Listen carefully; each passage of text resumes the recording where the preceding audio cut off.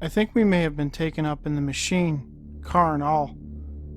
These are the chilling words of 41-year-old James Byrne, discussing the night he and his fiancée encountered a strange object while parked in a field. August 23, 1953, St. John's, Newfoundland, Canada. It was a bright, moonlit night when James Byrne and his fiancée decided to go for an evening drive. They eventually pulled off the road, drove into a small field, and parked. Thanks to the moonlight, they could see the tops of the trees which outlined the small field, which was located on the outskirts of St. John's. The couple sat inside the car, listening to the radio and talking. At around 12:30 a.m., it started to get cool, and so James elected to start the engine and turned on the heater. As they carried on chatting, the radio and the engine suddenly shut off. James attempted to restart the car to no avail. As he sat trying to get his car going, he was surprised when his fiancée let out a shriek. He looked in her direction and noticed that she was pointing out the windshield at something on the ground. James saw a circular shadow moving almost imperceptibly on the ground in front of them, surrounding his car. Something was moving between the moon and the ground. He leaned forward and looked up through the windshield to see a great black circle hovering immediately overhead. It was about 45 feet in diameter, with a rounded bottom, and was surrounded by flames of different colors, which were pulsating towards the ground and seemed to vary in size between 4 and 10 feet. James had never seen anything like them before, and they reminded him of neon lights. Since James and his fiancée seemed to be in the center of this ring of strange flames, he became concerned that whatever this thing was, it might be radioactive and could possibly harm or even kill them. This thought terrified him, and he immediately bent down to feel under the dash to see if the ignition wires were loose. It was at this point he began to feel a prickling sensation course through his body. It was concentrated in his hands and at the back of his neck, as though warm air was being blown into the car. Suddenly, the interior of the car lit up, as if it were daylight. James looked to see that his fiancée had her head thrown back over the top of the back of the seat. Her eyes were closed and her mouth was wide open, like she was in some kind of a trance. He could see that flames were shooting down all around the exterior of the car, making it impossible for him to see past them. From what he could tell, they were literally surrounded on every side by fire. He gathered that the object was no more than 8 feet over the top of his car. This is when things started to get hazy. James does not recall what happened next, except that when he came to, the flames were gone, and the object was now about 20 feet away, this time on the opposite side of the car, and at least that high in the air. It was stationary for a moment, then slowly made 3 or 4 zigzags in a skimming motion before vanishing, traveling from the south to the north. As he watched it leave, James suddenly heard a voice in his head. "Do not tell anyone about this, as we shall return to visit you again." The car started up on its own, and James checked his watch and discovered that it was now close to 2 a.m. His fiancée awakened and was slightly confused, unsure of what had just transpired. He drove the short distance to her home and dropped her off, nary saying a word. He then raced to his house in St. John's. As he entered his home, he noticed the clock read 4 a.m. He simply could not understand what was going on. Following the incident, he noticed that the back of his neck was almost constantly itchy, and on a few occasions noticed strange lights in the skies around his St. John's home. Some 24 years later, he reached out to the Mutual UFO Network, who spent some time investigating his case. All of this was detailed in Don Ledger's book, Maritime UFO Files. I think we may have been taken up in the machine, car and all, though I inspected the car and could find no evidence of burnt paint on it. What makes me think we were aboard the machine is the time lapse and being told not to tell anyone. James confessed that he didn't like to tell people of his experience, especially at that time, as most people just assumed he was crazy. Another strange element to the story is what happened involving his fiancée. Apparently James never married his fiancée, and she eventually moved to Toronto, where she married another man. Upon returning to St. John's for a visit, James caught up with her. During their conversation, James asked if she still thought about what happened that night out in the field. He was surprised to learn that she didn't even know what he was talking about. She had absolutely no memory of the events of that night. Even though no entity was sighted by either witness, this case reminds me of the 1965 Felixstowe incident. Fire seemed to be a major component in both cases. In the Felixstowe case, an entity engulfed in flames was sighted by a witness who had been drawn telepathically out of his vehicle into some woods. This after a strange object was seen hovering over his car. The central witness in the Felixstowe case could not recall much of anything after sighting the fiery being. In this case, the witness described seeing something above the car and then being surrounded by flames, and then one or both fell into a type of trance-like state. A type of telepathic communication was relayed to the witness, an ominous warning not to speak of what had transpired, not unlike what was heard by the pair in the Gray and Stevens case, a message that the abductors would return at some point. The St. John's case seems to suggest that, on at least 2 occasions, James looked at a clock that night only to notice that a significant amount of time had elapsed, almost inexplicably. Is it possible that the abductors had returned the same night, the second time, while James was driving home from his fiance's place? One has to ask, why the spectacle? Why the fire? Were the beings attempting to frighten James and his fiancée, or was it their way of containing the couple in order to carry out whatever task they had in mind? James observed that his fiancée was in a trance-like state not long after he too lost consciousness.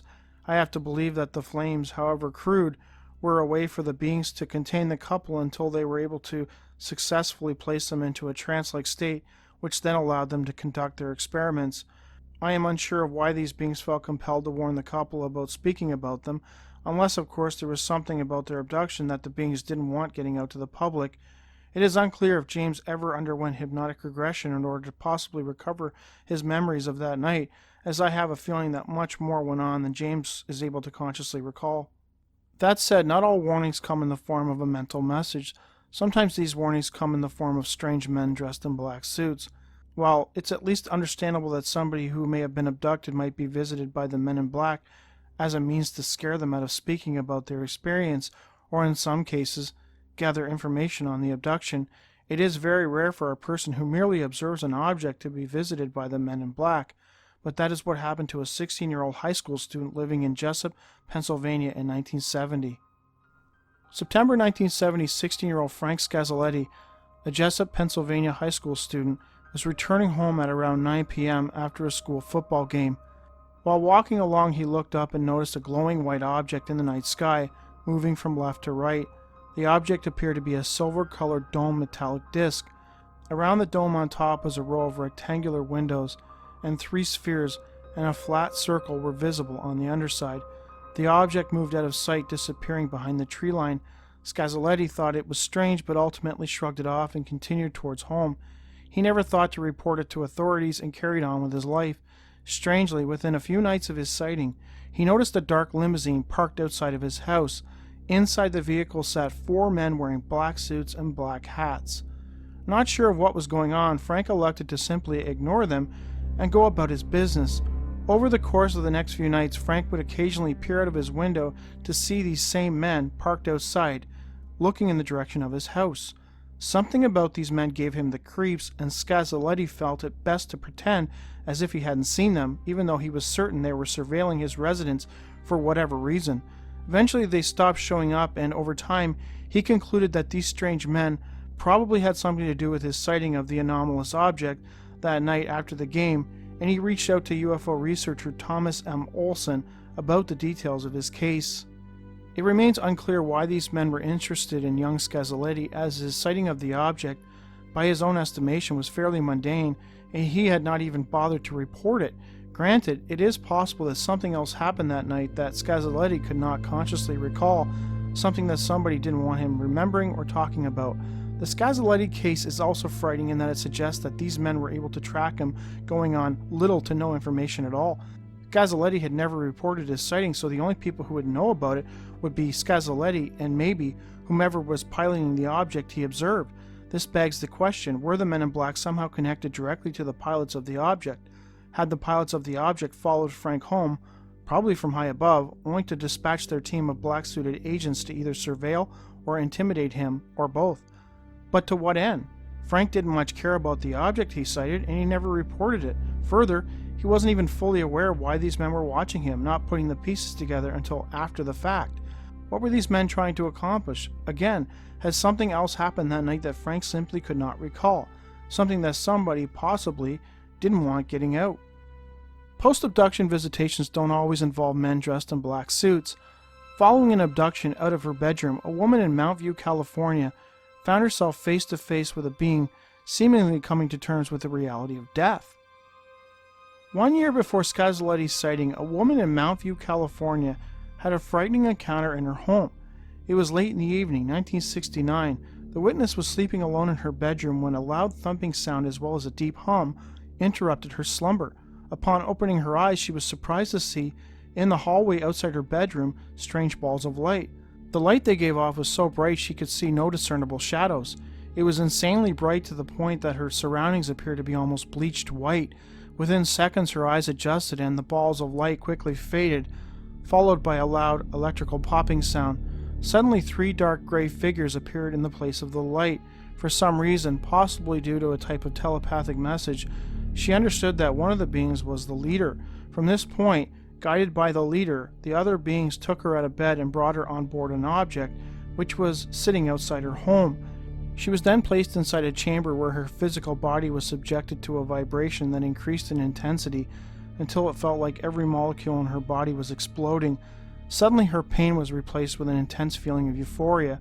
It was her understanding that this procedure was necessary to change her physical configuration to accommodate either the great speed they were traveling or to exist in a similar physical reality, but in a different dimension as the aliens. The beings told her that if she was to remain in that state for a long period of time, she risked damaging her physical body. After that message, she blacked out. Her next memory was waking up in her bed the next morning. Soon after this incident, the witness's canary died unexpectedly. She placed the cage and the dead pet in her laundry room until she could properly dispose of it upon returning home from work.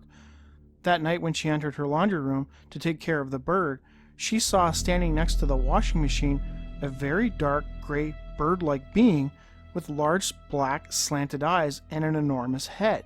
She had no idea what was going on and immediately got the sense that she was seeing something she shouldn't be. The being was holding the bird in his hands and was studying it very intently. He passed the bird from hand to hand while studying the small creature. The being seemed quite aware of her presence and turned his head toward her, and they made eye contact. Immediately after, the witness was filled with a sense of terrible grief and a feeling of great loss and extreme pain, all of which was passed to her via some form of telepathy. In a bizarre move, the witness felt compelled to approach the being. She placed her hands on the creature's upper arm, as if to comfort him. The terrible feeling suddenly dissipated. Immediately thereafter, she felt a kind of flutter in her hands, and a ball of light appeared where the being had been standing. It rose up to the ceiling and moved up over her head, making a whirling, humming sound. It then flashed and vanished. She got the sense that the visitation nights earlier had resulted in the bird dying, and that the bird-like being she encountered was remorseful of this. This case was brought to light thanks to Doreen Imper, and seems to suggest that some aliens are indeed capable of feeling sadness and remorse.